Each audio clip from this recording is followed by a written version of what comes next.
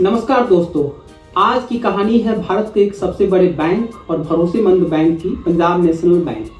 तो दोस्तों, क्या आप जानते हैं कि ये बैंक, जो कि देश का तीसरा सबसे बड़ा सरकारी बैंक है, एक बड़ी मुश्किल का सामना कर रहा है। पीएनबी का लगभग 1 लाख करोड़ रुपए से ज्यादा पैसा बैड लोन्स में फंसा हुआ है, बुरे कर्ज में फंस गया। अब सवाल यह है कि यह पैसा आखिर फंसा कैसे, बैंक उसको वापस लाने के लिए क्या कर रहा है, और क्या इंसॉल्वेंसी प्रोसेस, एनसीएलटी या एनएआरसीएल जैसे तरीके बैंकों की अपने बुरे लोन्स को वापस पाने में मदद कर पा रहे हैं या फिर नहीं कर पा रहे हैं। आज के इस वीडियो में हम इन सभी सवालों के जवाब समझेंगे, साथ ही जानेंगे कि बैंक ने अपनी फाइनेंशियल सेहत सुधारने के लिए अब तक क्या कदम उठाए हैं। तो चलिए शुरू करते हैं। सबसे पहले समझते हैं कि बैंक अपना पैसा कहाँ और कैसे लगाता है। बैंक मुख्यतः 2 तरह के लोन देता है। सबसे पहला रिटेल लोन, यानी कि आम आदमी को छोटा छोटा लोन देना। दूसरा कॉर्पोरेट लोन, बड़ी कंपनियों को बड़े बड़े प्रोजेक्ट्स के लिए, फैक्ट्री चलाने के लिए, बिजनेस चलाने के लिए बड़े बड़े लोन देना। अब ये दोनों लोन क्या होते हैं और इसमें कितना रिस्क होता है, चलिए इसको विस्तार से समझते हैं एक एक करके। रिटेल लोन की अगर बात करें तो यह कम रिस्क वाले लोन होते हैं। रिटेल लोन वो लोन होते हैं जो हम जैसे, आपके जैसे आम आदमी को दिया जाता है, जैसे कि घर खरीदने के लिए होम लोन, गाड़ी खरीदने के लिए ऑटो लोन, या फिर पर्सनल जरूरतों को पूरा करने के लिए पर्सनल लोन। अब अगर पंजाब नेशनल बैंक के रिटेल लोन पोर्टफोलियो की बात करें तो यह करीब 2.4 लाख करोड़ रुपए का है और इसमें डिफॉल्ट की संभावना काफी कम होती है। डिफॉल्ट कम क्यों होता है? क्योंकि लोग ईएमआई समय पे चुकाने की कोशिश करते हैं। ईएमआई नहीं चुकाने का मतलब यह होता है कि उनका क्रेडिट स्कोर खराब हो जाता है, जिससे कि भविष्य में लोन या फिर क्रेडिट कार्ड मिलने में मुश्किलें आती है। पीएनबी के रिटेल लोन में एनपीए यानी कि नॉन परफॉर्मिंग असेट की अगर बात करें तो यह केवल 1 से 2% के बीच में है, यानी कि बैंक को रिटेल लोन के सेगमेंट में ज्यादा नुकसान नहीं हो रहा है और सब कुछ अंडर कंट्रोल ही है। अब बात करते हैं कॉर्पोरेट लोन की, जहां की असली दिक्कत शुरू होती है पंजाब नेशनल बैंक के। कॉर्पोरेट लोन बड़ी कंपनियों को उनके बड़े बड़े प्रोजेक्ट्स के लिए, फैक्ट्रियों के लिए या फिर बिजनेस को बढ़ाने के लिए दिया जाता है। पीएनबी का कॉर्पोरेट लोन का पोर्टफोलियो करीब 4.4 लाख करोड़ रुपए से ज्यादा का है, लेकिन यहाँ पे डिफॉल्ट का रिस्क भी बहुत ज्यादा है। कॉर्पोरेट लोन का एनपीए, अगर पीएनबी के एनपीए की बात करें तो यह करीब 1 लाख करोड़ से भी ज्यादा का है, यानी कि 23% से ज्यादा। सोचिए कि हर 100 रुपए में 23 रुपया तो वापस से नहीं मिलना है, पैसा ऑलरेडी डूब चुका है और बैंक उसको किसी तरीके से रिकवर करने की कोशिश कर रहा है। तो ऐसे में बैंक की फाइनेंशियल सेहत पे इसका कितना खराब असर पड़ सकता है और पड़ रहा होगा, कि हमारे आपके लिए मैं सवाल छोड़ के जा रहा हूँ। डिफॉल्ट क्यों होता है इसकी बात करते हैं, इसको समझते हैं। जब कंपनी का बिजनेस बंद हो जाता है, बाजार में मंदी आ जाती है, या फिर कंपनी के प्रोमोटर्स यानी कि मालिक फंड का गलत इस्तेमाल करते हैं, मतलब पैसा जिस काम के लिए लिया उस काम को नहीं करके उसको किसी और काम में लगा दिया, या फिर उस पैसे से मौज मस्ती कर ली, जैसा कि विजय माल्या साहब ने किया। किंगफिशर एयरलाइन के लिए पैसा लिया, लेकिन उस पैसे को एयरलाइन वाले बिजनेस में नहीं लगाया, अपने दूसरे बिजनेस में लगाया, पार्टीज में लगाया और कैलेंडर गर्ल वाले उसमें लगा दिया। अब जब किसी एक बड़ी कंपनी का डिफॉल्ट होता है तो बैंक को बड़ा नुकसान उठाना पड़ता है। अब बात करते हैं कि पंजाब नेशनल बैंक ने, चूंकि समस्या गंभीर है, तो इस समस्या से निपटने के लिए किया क्या है। पीएनबी ने अपने डूबे हुए पैसों को वापस लाने के लिए इंसॉल्वेंसी एंड बैंक्रप्सी कोड यानी कि आईबीसी का सहारा लिया है। जब कभी किसी बैंक का पैसा नहीं आता तो बैंक सबसे पहले क्या करता है, वह केस फाइल करता है। केस कहाँ फाइल करता है? बैंक उसके लिए एनसीएलटी में, इंसॉल्वेंसी एंड बैंक्रप्सी कोड के अंदर में जाकर के केस फाइल करता है। मतलब कि जब कोई कंपनी लोन नहीं चुका पाती है तो बैंक आईबीसी यानी कि इंसॉल्वेंसी एंड बैंक्रप्सी कोड का सहारा लेता है।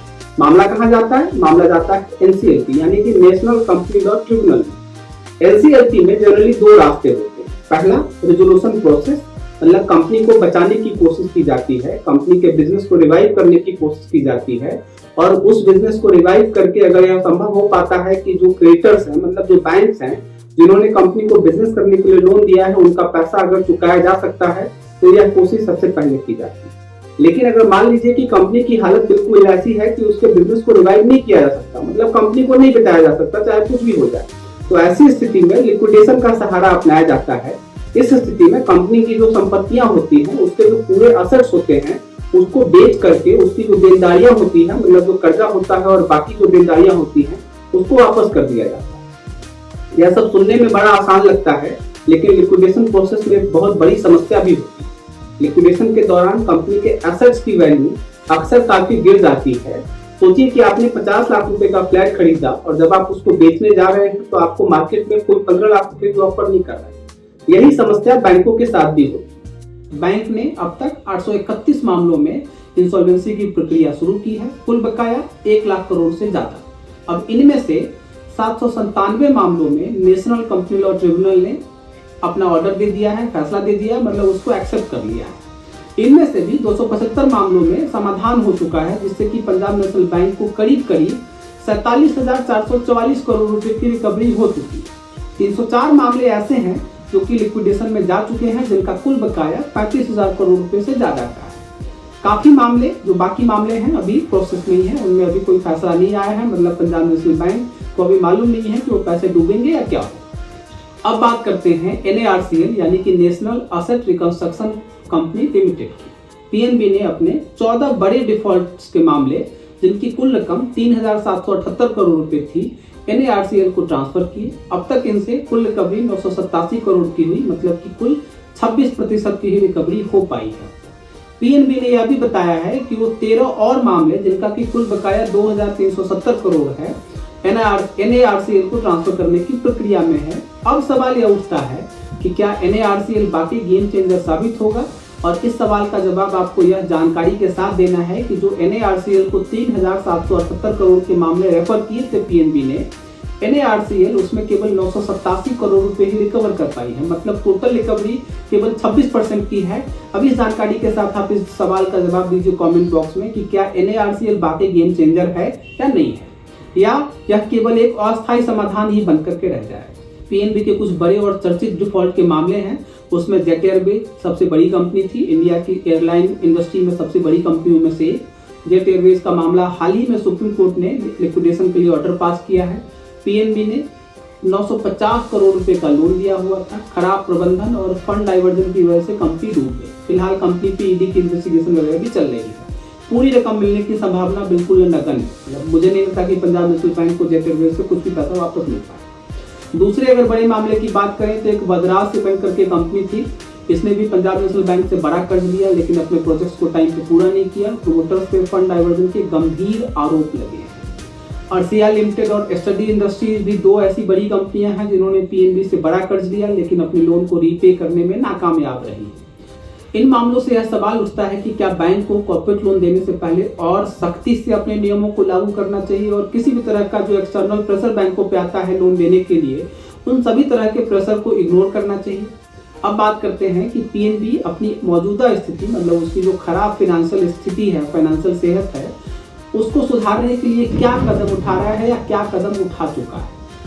दोस्तों, इन सभी दिक्कतों के बावजूद पंजाब नेशनल बैंक ने अपनी फाइनेंशियल सेहत को सुधारने के लिए कई कदम उठाए हैं।